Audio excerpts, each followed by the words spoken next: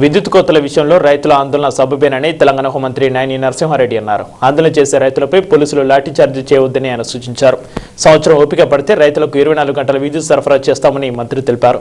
పొన్నాల జానారెడ్డి తమ ప్రభుత్వంపై అడ్డగోలు విమర్శలు చేస్తున్నారని నాయని ఆరోపించారు. కాంగ్రెస్ అవినీతిని బయటపెడతామని ఆయన చెప్పారు.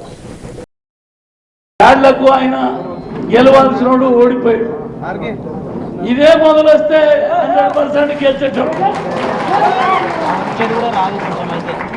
అయిపోయిన ఆయన ఎమ్మెల్యే కాకుండా ఎమ్మెల్యే లెక్కనే మేము ట్రీట్ చేస్తాం. ఆ పార్టీలో ఆయన గౌరవిస్తాం. పార్టీ ఆర్గనైజేషన్ చూసుకుంటాడు. మేమంతా మంత్రిలో ఉంటే మరి పార్టీ చూసేవాళ్ళు కూడా కావాలి.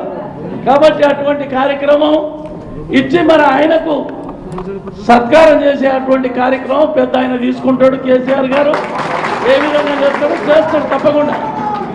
అదేవిధంగా మా ఉప ముఖ్యమంత్రి పెద్దలు మహమ్మద్ అలీ గారు ఆయన మొత్తం తెలంగాణలో ఉన్నటువంటి తెలంగాణ బడుగు బలహీన వర్గాలకు ప్రతినిధిగా పర్టికులర్గా ముస్లింలకు న్యాయం చేసేదాని కొరకు వాళ్ళలో ఒక నమ్మకం కలిగించేదానికి కాన్ఫిడెన్స్ క్రియేట్ చేయడానికి తప్పనిసరిగా ఆయనను ఉప ముఖ్యమంత్రిగా కేసీఆర్ గారు నియమించారు.